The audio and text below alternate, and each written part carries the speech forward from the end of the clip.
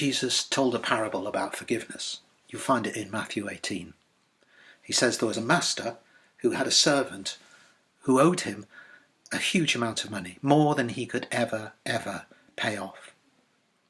And the master was about to have him thrown into prison when the servant pleaded for mercy and said, "Be patient with me and I will pay it off," even though he must have known he could never have paid it off. And then, probably to his complete amazement, his master forgave him, wrote off the debt, cancelled the debt. Then the servant goes to a fellow servant who owed him money and demands payment.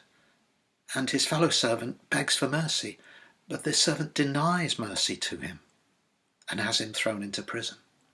When the master hears about this, he's furious. He says, "You wicked servant, shouldn't you have shown mercy in the way that I showed mercy to you?"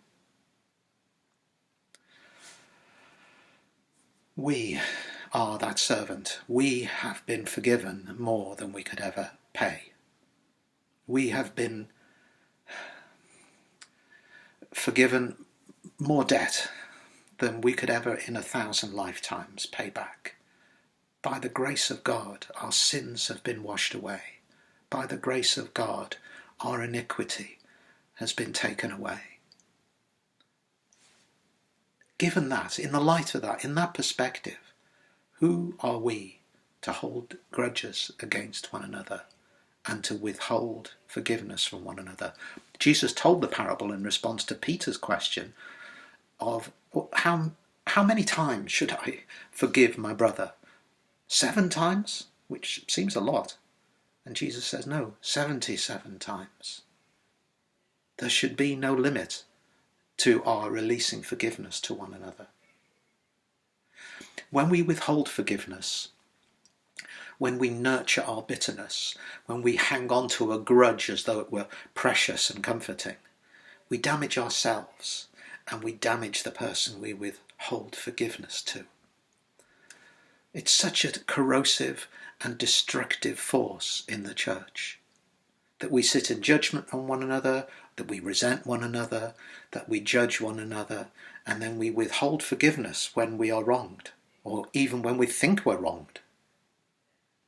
Do you know, Jesus didn't talk a lot about church structure. He didn't talk a lot about how to run meetings, but he went into great detail about how we can put things right with one another. There's a message here, isn't there? There's a truth here we need to get hold of about what things are important to Jesus. And certainly forgiveness in the church is hugely important to Jesus. Forgiving is perhaps one of the most godlike things we can do, because God is a forgiving God. As Jesus was being taken to execution, he prayed for the forgiveness of his executioners.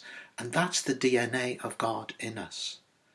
This God who is now our Father is a forgiving God. We must release forgiveness to one another. And my challenge to you is, let's make the church a forgiving family, where we release forgiveness to one another, not just in name, not just in word, but like Jesus says, forgiveness from our hearts. In other words, we don't just say, "Oh, yeah, I forgive you," but in our hearts we still resent and we still hurt. We release from the bottom of our hearts the grace that God has given to us. And when we do that for one another, and we genuinely humble ourselves to one another, to ask for forgiveness, and to release forgiveness to each other, the church will be such a place of grace. Because we block the grace of God when we hold on to our grudges, when we refuse to forgive. We block the grace of God. And I want us to see such a release of God's grace and power. And we can help this by forgiving one another. Long-standing grudges maybe you've learned to live with, don't anymore. It'll make you ill. It'll withhold forgiveness from other people. It'll block the grace of God.